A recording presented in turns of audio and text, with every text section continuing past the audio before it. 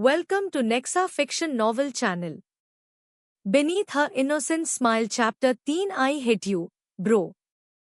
वहीं इंडिया में सिंघानिया मेंशन में इसी समय अपने कमरे में विशाल किंग साइज बेड पर सोई आर्या सिंघानिया धीरे धीरे करवट बदलते हुए उठी। उसकी लंबी पलकों ने हल्का कंपन किया और फिर उसकी बड़ी बड़ी अट्रैक्टिव ओशन ब्लू आंखें खुल गईं। कुछ सेकंड तक वह उन्नीदी हालत में छत को देखती रही। फिर अचानक उसे याद आया कि वह खाना खाने के बाद शिनचैन देखते देखते ही सो गई थी। यह याद आते ही उसके चेहरे पर छोटी सी प्यारी मुस्कान आ गई। वह जल्दी से बेड से उतरी और अपने स्लीपर्स पहनकर बाथरूम की तरफ चली गई। करीब 20 मिनट बाद वह फ्रेश होकर बाहर आई और क्लोसेट में चेंज करके बाहर आती है। अब उसने वाइट कलर का ऑफ शोल्डर फ्रॉक पहन रखा था जो उसके घुटनों तक आ रहा था। नीचे उसने वाइट शूज पहने थे। उसके लंबे, घने और सिल्की बाल उसकी कमर से नीचे तक आ रहे थे जिन्हें उसने खुला छोड़ रखा था।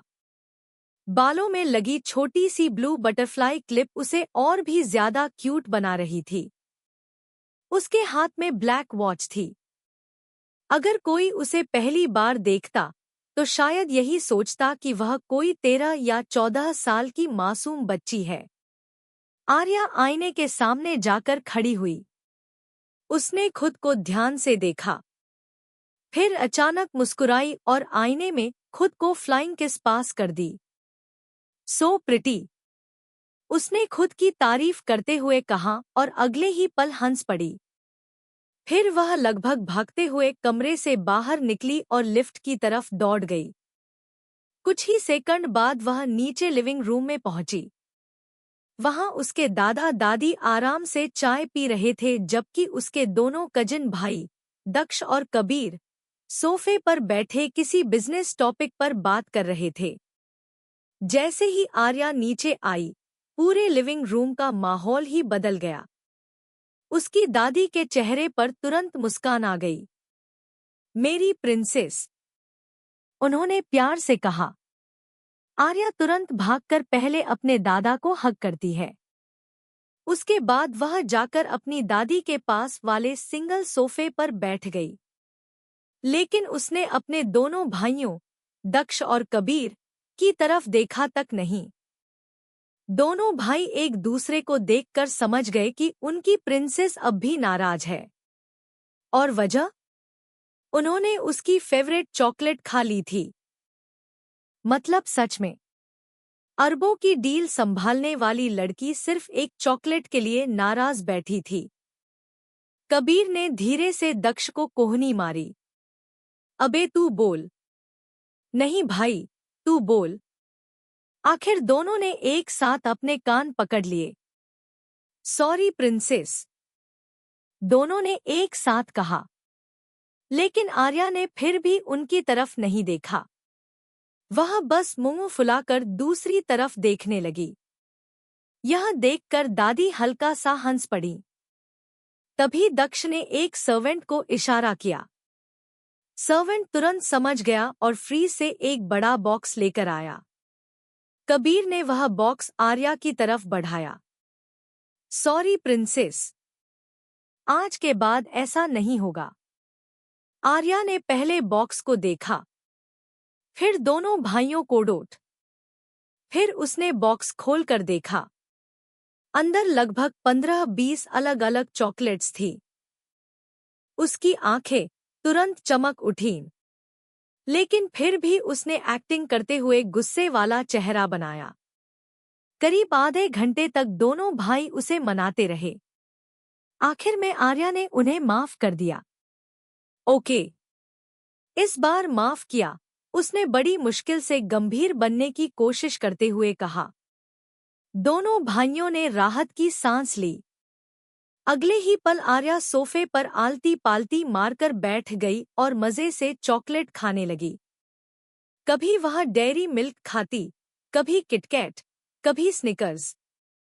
उसकी दादी उसे देखकर मुस्कुरा रही थी। इतनी बड़ी हो गई, पर हरकतें अब भी बच्चे जैसी हैं, उन्होंने प्यार से कहा। दादी, मैं हमेशा आपकी बेबी ही रहूंगी, आर्या ने मुंह फुलाकर कहा। उसकी बात सुनकर सभी हंस पड़े। कुछ देर बाद तीनों, आर्या, दक्ष और कबीर, जल्दी से तीसरे फ्लोर पर बने विशाल गेम रूम में चले गए। पूरा गेम रूम किसी हाई टेक एंटरटेनमेंट जोन से कम नहीं था।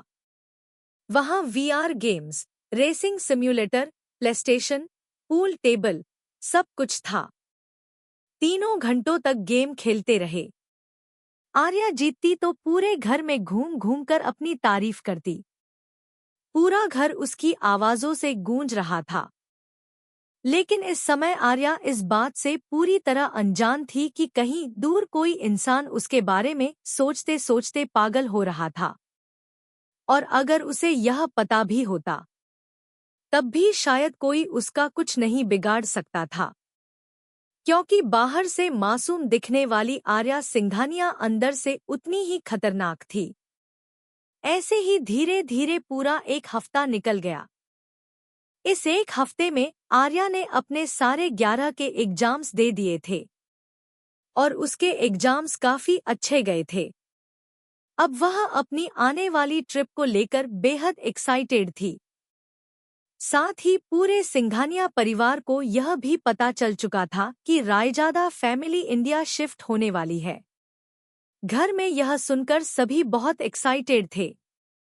आर्या ने भी रायजादा फैमिली के बारे में थोड़ा बहुत सुन रखा था और वह भी उनसे मिलने को लेकर काफी खुश थी। उधर अमेरिका में पिछले एक हफ्ते से माहौल बिल्कुल अलग था। आर्यांश रायजादा का गुस्सा लगातार बढ़ता जा रहा था। रॉकी और रुद्रा, उसके राइट और लेफ्ट हैंड, ने अपनी पूरी ताकत लगा दी थी। उन्होंने अपने सारे लीगल, इल्लीगल और सीक्रेट कॉन्टैक्ट्स इस्तेमाल कर दिए थे। लेकिन फिर भी उस रहस्यमयी लड़की की जानकारी इकट्ठा करने में पूरा एक हफ्ता लग गया। और इस वजह से पूरे हफ्ते आर्यांश का मूड बेहद खराब रहा। कंपनी के लोग तक उससे डरकर बात कर रहे थे। कई कर्मचारियों की सिर्फ उसकी एक नज़र देखकर हालत खराब हो जाती थी। लेकिन आज सुबह आखिरकार वह कॉल आ गया जिसका उसे इंतजार था। उसे पता चला कि उस लड़की की पूरी जानकारी मिल चुकी है और यह सुनकर उसका गुस्सा थोड़ा कम हुआ। आज रायजादा फैमिली इंडिया के लिए रवाना होने वाली थी। आज 3 बजे वो लोग अपने प्राइवेट जेट से जा रहे थे। इसी वजह से आज सुबह से ही सब तैयारियों में लगे थे। लेकिन आर्यांश सबसे पहले तैयार हो चुका था, क्योंकि आज रॉकी और रुद्र उसे वह सारी जानकारी देने वाले थे। सुबह ठीक 9 बजे काले रंग की कई लग्जरी कारों का काफिला रायजादा इंडस्ट्री के सामने आकर रुका। गार्ड्स तुरंत सतर्क हो गए। अगले ही पल बीच वाली कार का दरवाजा खुला और उसमें से आर्यांश बाहर उतरा। Black 3 piece suit, dark black eyes. उसकी मौजूदगी किसी आम इंसान जैसी नहीं थी। वह ऐसा लग रहा था जैसे कोई डार्क किंग अपनी सल्तनत में आया हो। आर्यांश बिना किसी की तरफ देखे सीधे रिसेप्शन एरिया से होता हुआ अपनी पर्सनल लिफ्ट की तरफ बढ़ गया। सभी कर्मचारी तुरंत सिर झुकाकर खड़े हो गए। Good morning, president. लेकिन उसने किसी को जवाब नहीं दिया। कुछ सेकंड बाद लिफ्ट टॉप फ्लोर पर रुकी। आर्यांश बाहर निकला और सीधे अपने विशाल केबिन की तरफ बढ़ गया। जैसे ही उसने केबिन का दरवाजा खोला, वह कुछ सेकंड के लिए रुका, क्योंकि अंदर पहले से ही उसके 2 पुराने दोस्त बैठे थे, नक्श और रमन। दोनों आराम से सोफे पर बैठे कॉफी पी रहे थे। आर्यांश को देखते ही दोनों मुस्कुराए। फाइनली मिस्टर प्रेसिडेंट को टाइम मिल ही गया, नक्श ने हल्के व्यंग्य से कहा। आर्यांश ने बिना जवाब दिए अपनी कोल्ड नज़र उन दोनों पर डाली और जाकर अपनी चेयर पर बैठ गया। ये चारों, आर्यांश, नक्श, रमन और आरव, बचपन से बेस्ट फ्रेंड थे। एक और दोस्त भी था, यह सब बचपन से एक दूसरे को जानते हैं, पर आर्यांश की फैमिली के अमेरिका शिफ्ट होने पर इनका कनेक्शन कम हो गया था। पर चारों ने कॉलेज एक साथ ही पूरा किया। उसके बाद आरव वापस इंडिया चला गया क्योंकि वह अपनी प्रिंसेस के बिना नहीं रह सकता था। पर नक्श और रमन ने यहीं से अपने अपने बिजनेस को संभालना स्टार्ट कर दिया।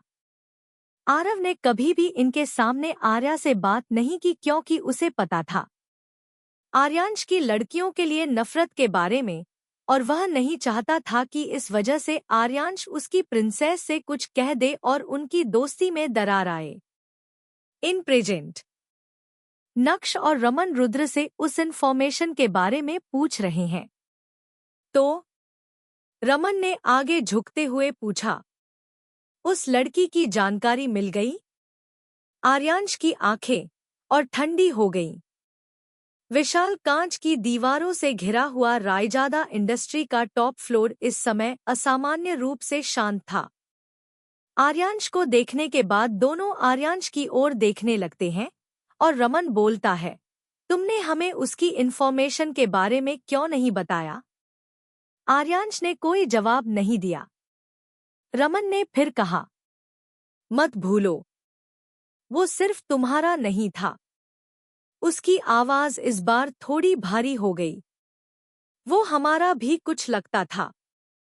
तुम अकेले ही उसकी पूरी दुनिया नहीं थे। नक्श भी अब चुपचाप आर्यांश को देख रहा था।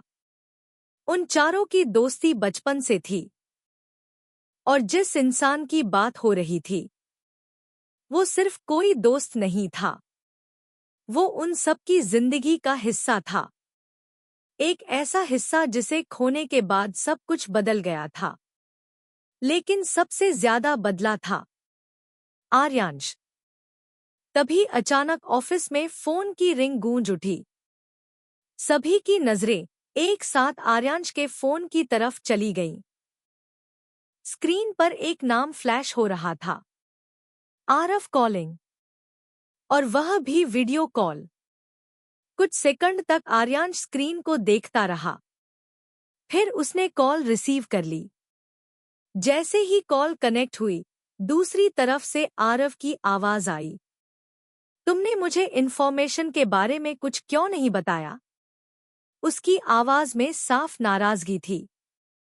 लेकिन अगले ही पल आर्यांश ने सिर्फ एक शब्द बोला, शट अप, और पूरे केबिन में सन्नाटा छा जाता है। यहाँ तक कि वीडियो कॉल के दूसरी तरफ मौजूद आरव भी कुछ सेकंड के लिए चुप हो गया। फिर बिना कुछ और कहे आर्यांश ने फोन रुद्र की तरफ बढ़ा दिया। एक्सप्लेन। बस इतना कहकर वह उठकर अपनी सीईओ चेयर पर जाकर बैठ गया। रुद्र ने धीरे से गला साफ किया। फिर उसने पूरी बात बतानी शुरू की। सर, एक्सीडेंट से पहले एक लड़की का कॉल आया था। आरव तुरंत गंभीर हो गया। और एक्सीडेंट के समय उसकी लोकेशन भी वहीं थी। यह सुनते ही स्क्रीन के दूसरी तरफ बैठे आरव के चेहरे के भाव बदल गए। कौन थी वो लड़की? उसने तुरंत पूछा। और अब कहाँ है? रुद्र ने कुछ सेकंड फाइल देखी, फिर बोला, सर, अभी तक उसकी पूरी जानकारी नहीं मिल पाई है। रॉकी बाकी डिटेल्स लेकर आने वाले हैं। वीडियो कॉल पर कुछ पल चुप्पी रही। फिर आरव ने गहरी सांस ली। मेरी अभी एक बहुत इंपॉर्टेंट मीटिंग है। मैं बाद में सारी जानकारी नक्श से ले लूंगा। इतना कहकर उसने कॉल काट दी। उसे बिल्कुल अंदाजा नहीं था कि आज जो जानकारी वह मिस कर रहा है, आगे चलकर वही बात उसे सबसे ज्यादा पछतावा देने वाली थी। कॉल खत्म होते ही फिर से केबिन में सन्नाटा छा गया। तभी नॉक नॉक, दरवाजे पर दस्तक हुई। उसी पल आर्यांश के हाथ, जो लैपटॉप पर लगातार चल रहे थे, अचानक रुक गए। उसकी आंखें धीरे धीरे दरवाजे की तरफ उठीं। कुछ सेकंड तक वह बस दरवाजे को देखता रहा। फिर उसके होठों से एक ठंडा शब्द निकला, कम इन। दरवाजा खुला और अंदर रॉकी आया। हमेशा की तरह उसका चेहरा पूरी तरह भावहीन था। Black suit. अंदर आते ही उसने हल्का सा सिर झुकाया। Good morning president. आर्यांश ने सिर्फ सिर हिलाया। फिर बिना समय गवाए बोला, जल्दी इन्फॉर्मेशन दो। रॉकी ने फाइल खोलते हुए कहा, प्रेसिडेंट, हमें उस लड़की के बारे में ज्यादा कुछ पता नहीं चला। यह सुनते ही नक्श और रमन दोनों की भौहें सिकुड़ गईं। क्या मतलब? नक्श ने पूछा। रॉकी ने शांत आवाज में कहा, बस उसकी लोकेशन मिली है। कहाँ? इंडिया, मुंबई। आर्यांश की आंखें हल्की सिकुड़ी।